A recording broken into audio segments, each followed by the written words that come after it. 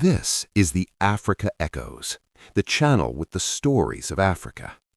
This is the last series of the story of Egypt's ancient journey, the moment when the land of pharaohs became the world's most desired prize. No empire lasts forever, not even one born from the gods, fed by the Nile and guarded by stone giants that stared down eternity. Egypt had ruled the ancient world for thousands of years. Its kings spoke with divine authority. Its temples touched the sky. Its people believed the land itself was sacred.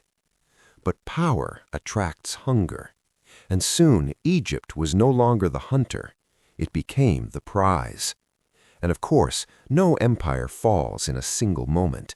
It weakens first, quietly, slowly, like a great river losing its banks.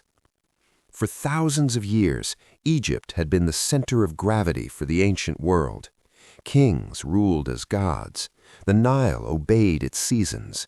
Stone monuments defied time itself.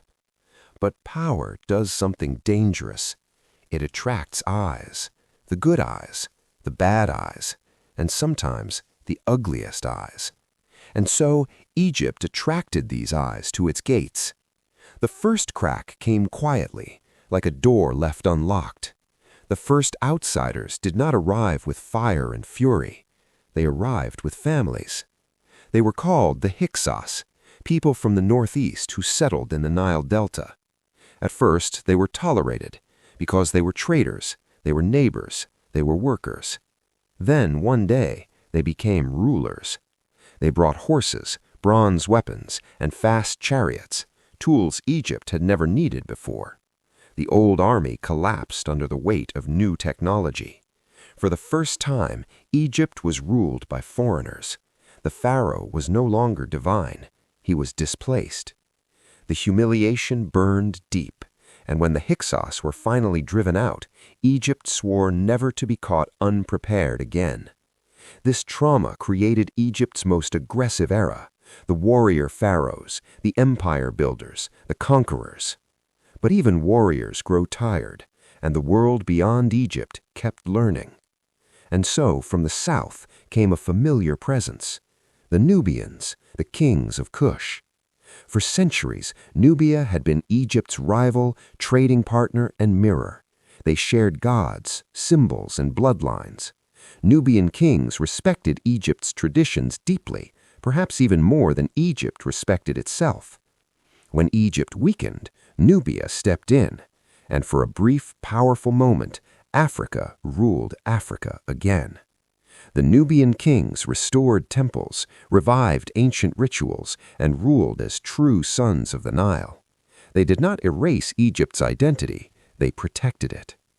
But their rule alarmed a rising force far beyond the deserts, an empire that did not worship Egypt's gods, only power.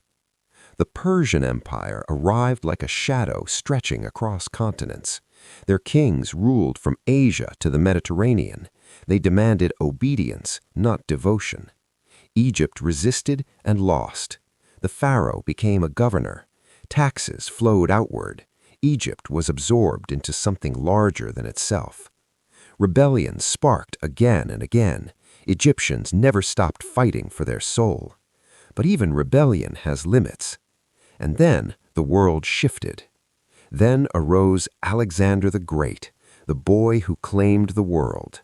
He was barely more than a child when history bent to his will. Alexander of Macedon, brilliant, ruthless, obsessed with destiny. He defeated the Persians not once, but everywhere. And when he marched into Egypt, something unexpected happened. The Egyptians welcomed him, not because he was gentle, but because he respected their gods. He went to the oracle of Amun. He bowed, he listened, and when priests declared him the son of the gods, Alexander accepted without hesitation.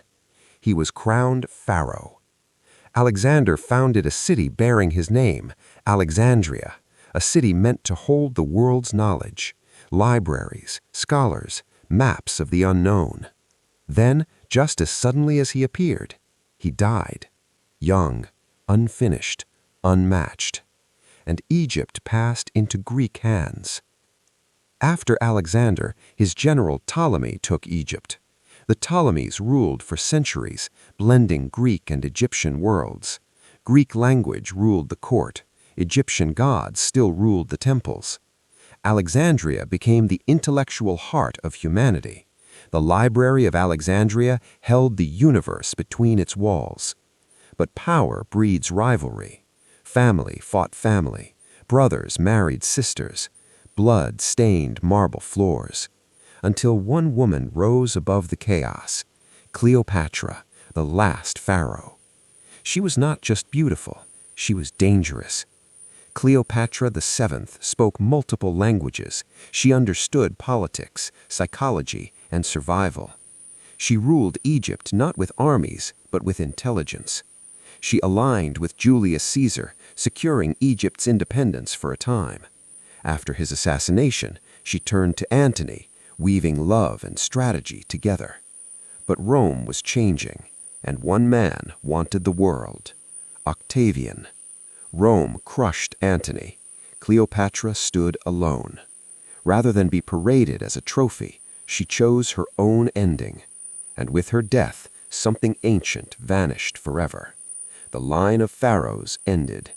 Egypt became Roman. Temples closed. The old gods faded. The Nile still flowed, but it no longer commanded the world. However, Egypt's story did not disappear. It transformed. Its knowledge passed to Greece. Its symbols shaped Rome. Its science seeded the modern world. And while Egypt's light dimmed, something powerful was rising elsewhere on the continent. Far to the west, beyond deserts once crossed only by caravans, beyond gold buried deep in the earth, a new story was beginning. A story of kings crowned not by gods, but by destiny. A story of wealth so vast it stunned the world. A story of a boy who rose from exile to build an empire. His name was Sundiata Keita, and the story of Africa was far from over. Stay with us as we delve into the next African territory.